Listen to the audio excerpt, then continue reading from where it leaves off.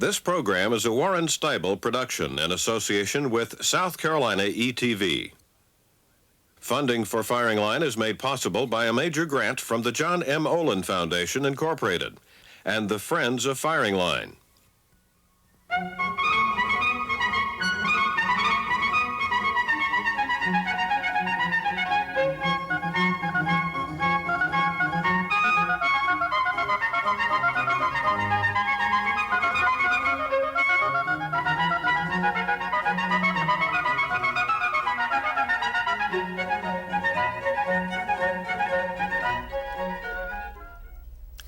Our guest is the president of the National Association of Manufacturers and the editor of the new book, The Rising Tide. In that book, Jerry Jasinowski brings together important businessmen and economists to discuss the American economic situation. On most points, they are agreed that which is most critically needed is growth. To go beyond the 2+ percentile annual growth we've had in the past few years, jumping that by a half point or even a whole point.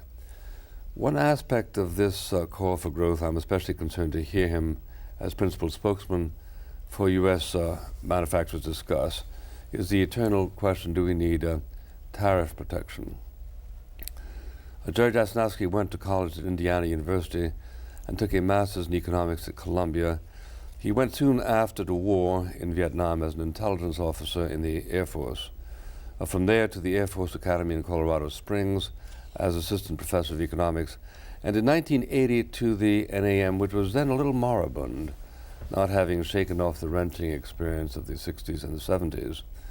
A few years later, he was elected president, in which office he has served for over 6 years. The rising tide is supposed to remind us of the aphorism that a rising tide lifts all boats, and that everyone should benefit from an increase in growth. But important questions are raised on the matter of trade, and some of these questions I'd like to pursue. I'll begin by asking Mr. Jasinowski, was the defeat of the fast-track legislation asked for by President Clinton a warning that Congress will not pursue free trade policies? Well, I think it's a shot across the bow that protectionism is on the rise, and that unless there's strong leadership from business, strong leadership from intellectuals, and strong leadership, most importantly, from the president, you could well see us go back to a historical case of the barriers going up and protectionism occurring. I don't think that's a probable occurrence, but it is a threat. Well, now, do you find in your job as president of the NAM, do you find yourself at liberty to reach conclusions involving American manufacturers which are at variance with their own conclusions? For instance, you have a lot of clients, let's call them, who want high tariff walls. Do you simply argue with them, or do you simply not talk about that subject on duty? Well, you know, I have a lot of freedom, but you're always constrained by the constituency you represent. Sure, and should be. And I think what's interesting in this case is that the number of protectionists that exist in manufacturing and industry is very small. And for the last, I don't know, almost decade, there has been a close to universal support for open trade by manufacturers, large and small, high-tech and low-tech. Now, it's certainly true that the textile industry and the steel industry and the shoe industry has been more protectionist, but even those have opened up as American manufacturing has come back competitively, so that now the hue and cry from my membership, 14,000 companies, is that we're in a global economy, and that not only should we be for open trade, it's good for us and it's good for our workers. Well, can you explain to us how it is that this perception became widely shared? The Republican Party, of course, is identified historically with the party of Herbert Hoover, the party of Smoot Hawley, and so on. What brought on this particular illumination? Just staring at the figures? a change to a service economy, or what? You know what it is, I think more than anything else, is that manufacturers in particular are very pragmatic people. They have to make things, and then they have to compete. They have to sell at a profit in competitive markets. And the Japanese threat, which now is almost a joke, scared manufacturers beyond their wits, and they decided that they had to change how they operated. And one of the things they had to do is benchmark on a global basis, and they had to compete on a global basis. Once they began, did they welcome that? Yes, I think so. And I think once they did that, they realized that they had a selfish interest to pursue it. A third of our growth in this country, Bill, comes from exports. It's kind of hard to believe that. A third of our growth, the growth that we have in this country, and about 12% of our current employment comes from growth. And what we've got is all these countries abroad that we can sell to now that we're competitive, and so it's in our selfish interests to, in fact, sell abroad where 96% of the customers are and reinforce that growth. And it brings a lot of jobs in the United States. Well, how do you handle the problem of a trade deficit? Well, you know, a trade deficit doesn't is not something that necessarily causes unemployment, and the real cutting edge of the trade issue is unemployment. The smallest trade deficit we've had in recent years was back in the recession that we had in 1990. It was around 20 billion. It's now about 140 billion, and the reason it's so much larger is because we're pulling in imports and things are booming. So a trade deficit is not, I would say, an unmitigated good thing, but it's not the evil that people think it is. It's a lot of imports coming into this country, and you know, everything we use now has some import dimension, and at the same time we've got unemployment at 4.5%, we've got growth over 3%, inflation is almost non-existent, and we're doing that all because we're competing successfully in a global economy. It's kind of a miracle when you look back at the old-fashioned protectionist arguments. Well, would you say that at this point, labor unions are more emphatically pro-tariffs than American manufacturers? Oh, I mean, it's just a difference of night and day. We have all become global for the reasons I've just suggested. And right now, if there's anything that I hear from my members, it's keep the focus on global, because if we don't, we won't succeed. We no longer look at the economy as the U.S. economy. We look at the economy as the global economy, where we source, sell, and operate. And unions, I think, feel they haven't changed as rapidly for reasons that aren't altogether clear, and have chosen instead to protect the status quo, and the status quo means don't change too much.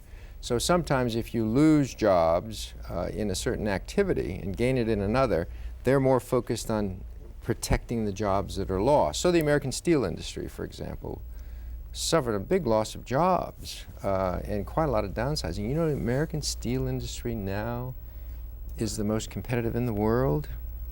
Nucor Steel. Having downsized by how much? Oh, I think a third, 20% to a third.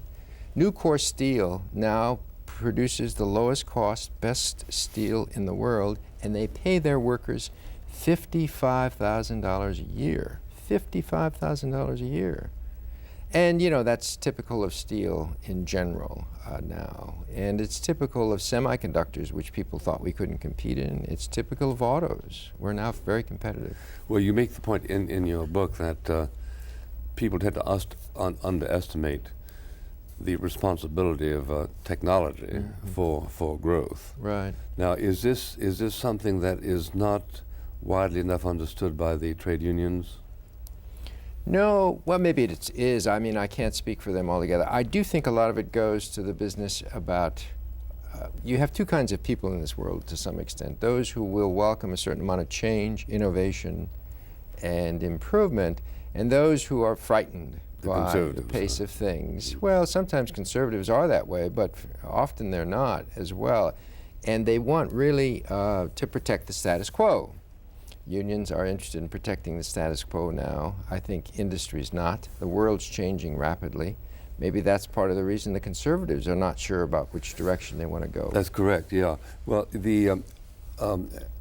as I understand it, your analysis and that of a few others is that global competition is possible given the fungibility of knowledge and capital. But this would not be correct with respect to labor, would it? Which is why Pat Buchanan, for instance, talks about our exporting jobs.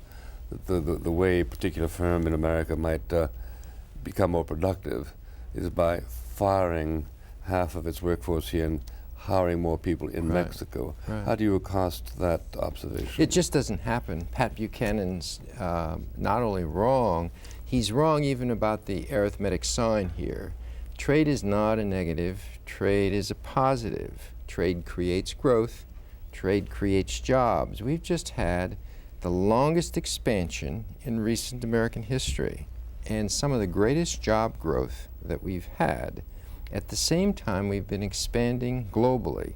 You don't get any correlation between expanded trade and higher unemployment.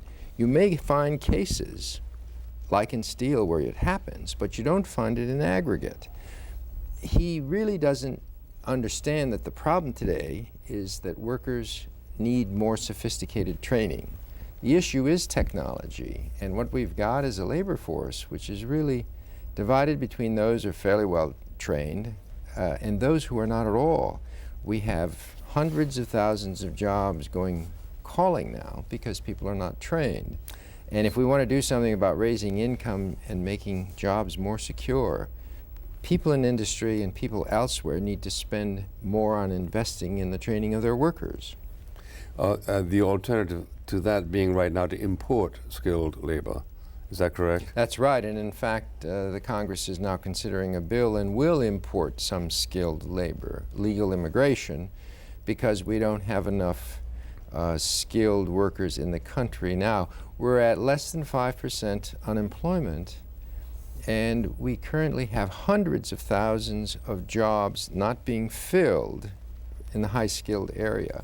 And about a third of my manufacturers tell me that their existing workers don't have basic computer skills, math skills, all the rest of that. I can't stress too strongly that the real challenge facing America is not foreign competition and international trade. The real challenge is that we've had a lousy school system and we have an inadequate supply of reasonably skilled workers. And that's going to get worse as the demographics mature. The 1% labor force growth we've had recently will dip below that as the baby boom is over. We're not going to have enough bodies, let alone enough brains. So when I lose any sleep over our competitive position, it's over an adequately trained workforce. Well, how do you account for the data, at least something I have run into, that people are finding it hard to scare up freshmen and sophomores to induce them to move into computer technology, that kind of thing. They seem to shrink from it. Is that laziness, or is there a pool problem there, a smaller number of genetically oriented people to science? There's a pool problem. Is there? There really is. There's not enough people in advanced degrees in science and computers and engineering.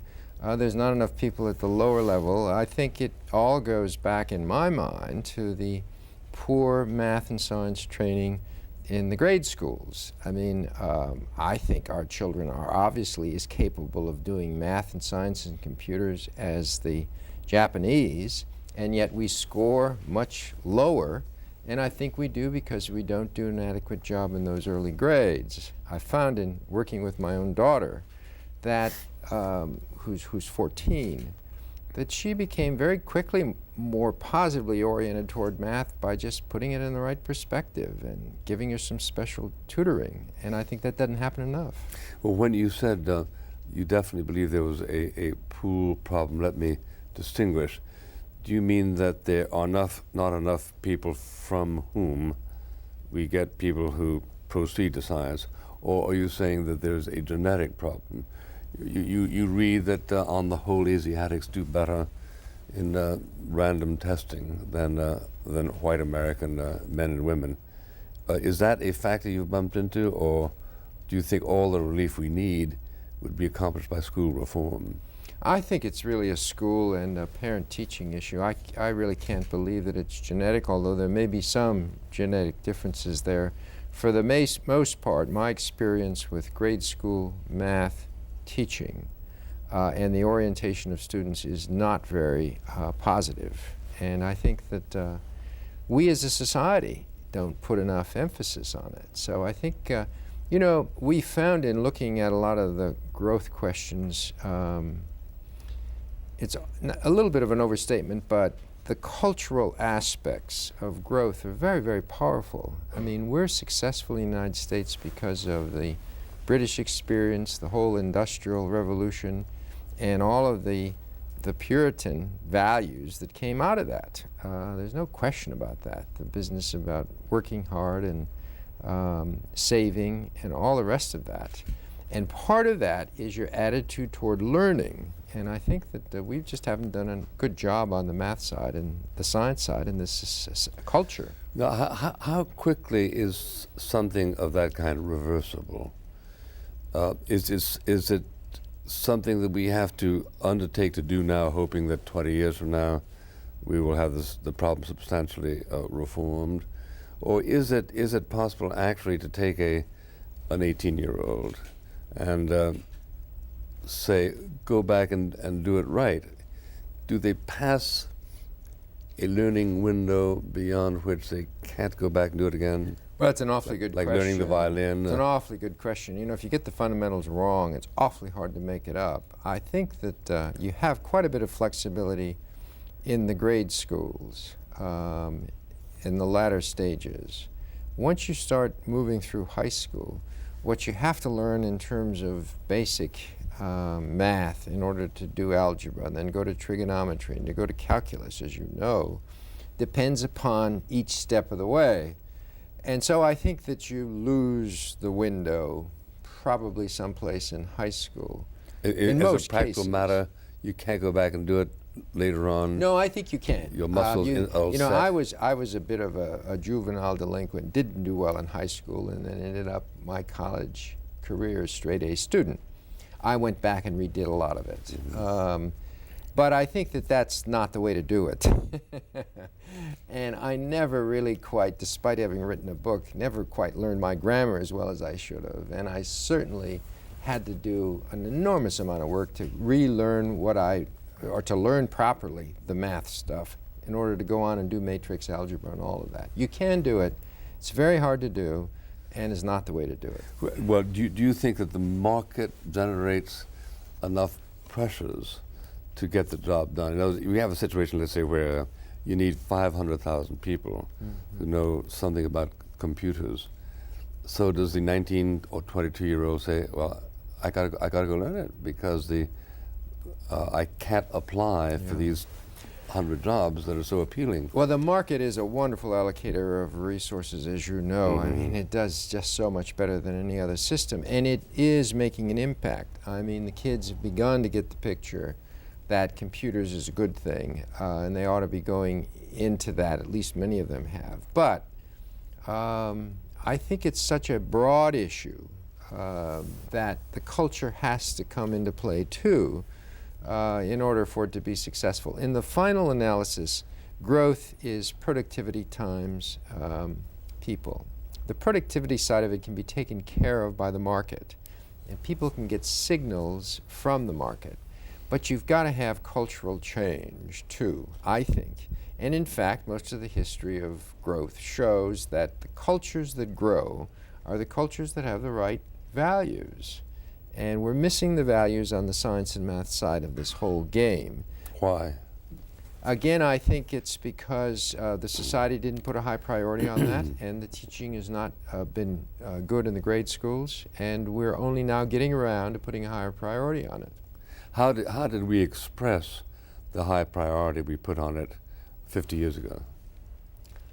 You know, I think it was a much simpler world, and I think the pace of knowledge and learning was slower. So I think if you knew the fundamentals, you probably were all right, and that still applies, but I do think you're expected to learn a lot more now to get through grade school or high school, just in terms of raw knowledge, than you did before. And of course, even, you know, how you approach mathematics has changed quite a bit.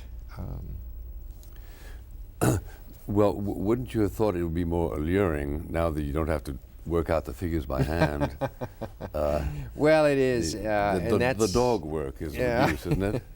Well, that's right, and it's certainly all the kids use the computers, and they all use... we use slide rule. In my generation, we use slide rules. Yeah, well... Seemed absolutely... That's right. Now they use the computers, and they do an awful lot of this stuff right on their desktop computers, which they all have, all the affluent kids anyway. I don't know. It's I think, again, somehow the right priority wasn't there. I again go back to my daughter. I think that she didn't think it was cool enough, and wasn't prized high enough in the society. And you know, I think that she's now come to a new appreciation that mathematics has got a lot to do with life. And I think until it's put in that perspective, sometimes people just don't put a high enough priority on it. But to what extent is sloth a factor? Well, you know, if you look at the history of Western industrialization and the success of Britain and Europe and then the United States, the whole Puritan focus on work ethic is really a primary explanation for our success. And I personally I started working when I was 12 and shining shoes, and have always thought it had a lot to do with defining character as well as yielding productivity. And then I remember in college reading Voltaire and his talking about the priority he put on work, and said that work kind of defined your personality in life. And I've come to think that that's really quite true. If you look at work very positively, I don't mean being a workaholic, but you look at the work of being a parent, the work of being an executive, the work of being an author, as part of the way in which you express yourself in life and in society, it really becomes the key to productivity, the key to self-actualization, and the key to growth. Well, do you express any fear that a society that is relatively affluent will cease to generate the sparks that you felt when you shined shoes at age 12? Yeah. Is that something that we have to worry about? I think it is. I think that every one of us who have been a sort of a self-made man or woman worries about their children having things a little too easy. And I think that that's a concern, because I think that we all know that our success is by overcoming certain difficulties. And I think to some extent you need to make it more difficult for your children, either in athletics or in academics or in outward bound or just being responsible to the community than they would get at home. I think the worst thing you can do for your kids is to make it too easy. Well, is that difficult to generate in one-parent families? I think it's very difficult. I think that... Well, is that particular curse something that we can overcome given the extraordinary number of one-parent families we have? You know, I don't know, Bill. I think that's a very tough question. I think there's nothing more difficult than raising kids on your own, be you a man or a woman. And I think that the community, which is not as strong as it used to be, and the school system needs to help out, and it's not. I don't have an answer for that one. I think it's a real concern, and you know, I'll have to give that more thought. Well, the looking at other civilizations and at other cultures, do we get any cues? Consider, say, Japan. Right. Japan built itself up from almost nothing, did it not, in the last 50 years? Is there a cultural perception that flows into us from how they addressed this problem? Well, I think that the Japanese have a great sense of community and a great extended support system, and I think on the family level it is stronger in some ways than the current modern American system. Yeah. Unfortunately, Japan's economy now is in the tubes. Yeah, but not for these reasons that we talked about. No, but it is related, which is that the reason the Americans have dashed ahead of the Japanese is because of our extraordinary capacity to innovate, change, and move on. Change is something that Americans embrace, and the Japanese don't, for the most part. That's why we got all this mobility. Some of it has to do with single-parent families, and some of it has to do with the additional chaos that exists in American society because we're moving fast. And with capital gains taxes. Well, look at the market. I mean, that's just another example. I mean, it is bewildering almost at how fast American society moves and how slow some of the European countries move and how slow the Japanese move. And I fear right now, that the Japanese economy is not going to come around because they don't seem to have the force of will now to make the changes that we would make in this society in 6 months. Now, the downside of change is, of course, that it sometimes is messy and people get hurt. Yeah. I think that the formula for happiness is to balance stability and change. And we really need to look in our society at how we can provide additional stability, whether or not it's in terms of training, whether or not it's in terms of a greater community support for single family parents. Thank you, Jerry Jasinowski, the author of The Rising Tide. Thank you, ladies and gentlemen. Next week on Firing Line, William F. Buckley Jr. talks with Arthur Schlesinger Jr. about his book, The Disuniting of America, Reflections on a Multicultural Society.